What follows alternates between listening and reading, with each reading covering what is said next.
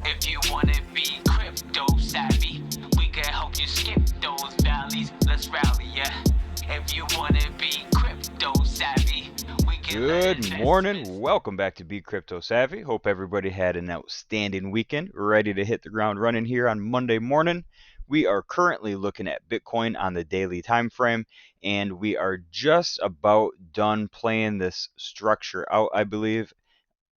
Now, I'm actually going to drop down into the 4-hour time frame. I think we can get a better view of what's going on from the 4-hour. So, going into this weekend, we were talking about this expected pullback, and that's what we've been seeing here. Now, one of two things is happening. We have either put in our fourth wave right here, and we're now seeing this fifth wave pullback. Let me get this a little bit. There we go. And we're either seeing this fifth wave pullback in progress, or we still have a little bit more to the upside with this fourth wave. We do still have the possibility to bring this a little bit higher, probably closer to like 28,500, 28,600 is a possibility. You can see we have our 200-day moving average right here. That seems like is as well as our point of control line with our volume indicator. So that seems like a good spot to probably top out at, which would be about $28,100, give or take. Uh, Regardless, though, we do have the fifth leg pullback still expected. I do believe that that final leg down in that five-wave structure is going to bring us into about 26,500 to about 27,000. Let me throw a little box on here. So I do believe that we'll probably be right around in this area here for that final fifth wave before we do see a reversal and a little bit of a move to the upside. Now, I did make a video on, I believe it was Saturday, talking about Bitcoin possibly retesting that $30,000 level, making that move to the upside. This move after we finish this fifth wave is where that would happen. So once we end up dropping this out, you'll notice our stochastic down here hopefully is in that underbought territory underneath this 30 line, and that will give us that strength on that 4-hour time frame. And if we jump back up to the daily time frame, you can see we are already in that underbought area, which if you look back at some of these previous examples, we can spend a little bit of time down there. So basically what we want to happen is our 4-hour and daily, more or less, the stochastic RSI to kind of line up together once we get to the bottom of that fifth wave. And at that point, then I would be expecting, one of these numbers to the upside. Now, I do want to note I would expect another pullback after that point.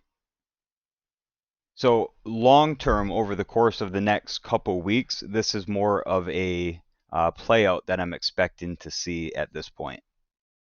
So if we jump out to the daily time frame, just to do a quick recap, we don't know exactly 100% if this fourth wave is in. It does have a window a little bit higher to the upside, but with the information that we do have, I think it's a reasonable expectation to see this fifth wave end up right around 26,400 to 26,900 before we saw a reversal and a possible retest of either our expanding symmetrical triangle. Let me zoom out here for you.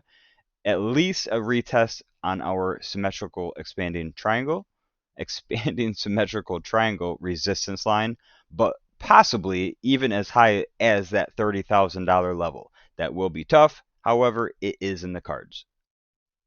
As we jump over into the Genie range report and look at the news and events section, this is why this is a great tool to have in your own toolbox, as starting off here on Monday, every single one of these news and events are updated. So that's 1, 2, 3, 4, 5, 6, 7, 8, 9, 10, 11, 12, 13, 14, 15, 16 different news articles giving you a big macro outlook of what's going on in the cryptocurrency market.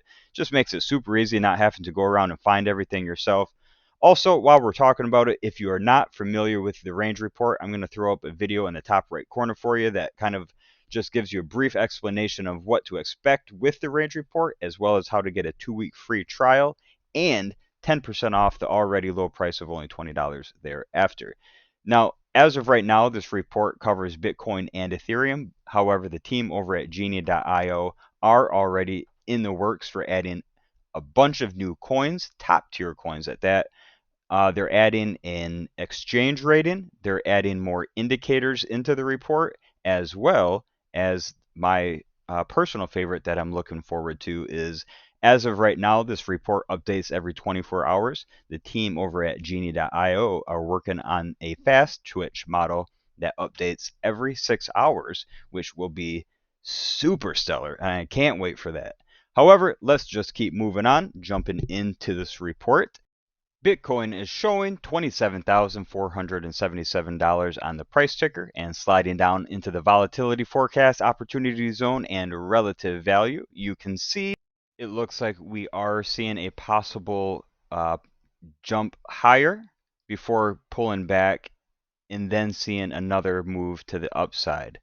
So let's move on into the report and see exactly where this is coming from and exactly what it means. Now, we aren't going to spend time on the candles as we were just in TradingView. As we look at the relative strength index, you can see we are getting that bounce off the 30 line, moving to the upside. So this is more of a shorter term outlook. Over on the Bitcoin daily RSI over 30 days, you can see we are moving slightly level. However, in the grand scheme of things, over the past several days, we are still putting in lower highs and lower lows as we hopefully bring this back down towards that 30 line and are able to kind of reset that overall, longer term strength. Let's slide down over to the Bitcoin MACD. You can see we are still pulling back after that bearish cross that we talked about going into this past weekend. We had talked about seeing this pull all the way back down before seeing that flip, as well as talking about the stochastic. We had it was either Friday or Saturday, the video I had said I expected to see this pull back the rest of the way and then flip into that bullish cross that we see today.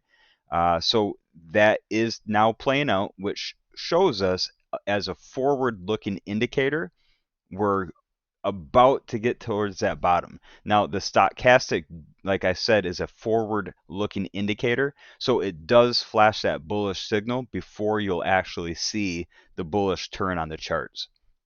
As we slide down over to the Bitcoin average price, hover over the average price, and that gets rid of those candles so you can see this line. And as you can see, we have seen a pretty dramatic pullback, a little bit of a tick to the upside there. However, like I said, talking over here, I do still think that we're about to see a little bit farther of a pullback to the downside. The on balance volume, I'm going to zoom this out here a second. The on balance volume has pulled back dramatically and is still going down in that direction. However, I have mentioned before, if this calculated farther than 30 days, you would see that this chart actually was stacking for a lot longer and a lot higher than just what we can see here. So as this does look like it's come down quite a bit, there is still a pretty big, large balance of volume as far as Bitcoin's concerned on exchanges.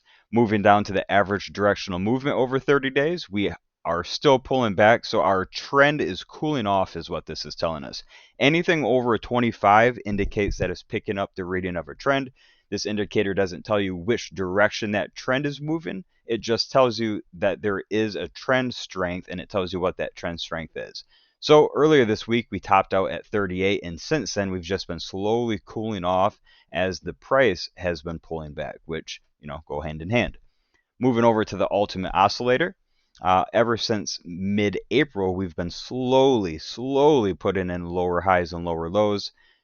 Over on the parabolic stop and reversal, we are now looking at our 7th straight sell dot.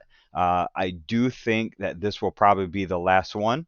I think tomorrow what we'll see is I think we'll see this stop and reversal indicator flip to a buy signal, possibly 48 hours. I do think that'll end up happening tomorrow, though. We're going to move on from the Fibonacci retracement, as I think this will end up coming back down into this territory here. Before then, we can see the bounce and look at what an expected retracement zone would look like. Over on the Hikaki over 90 days. The last solid confirmation we had was that bear confirmation way back here.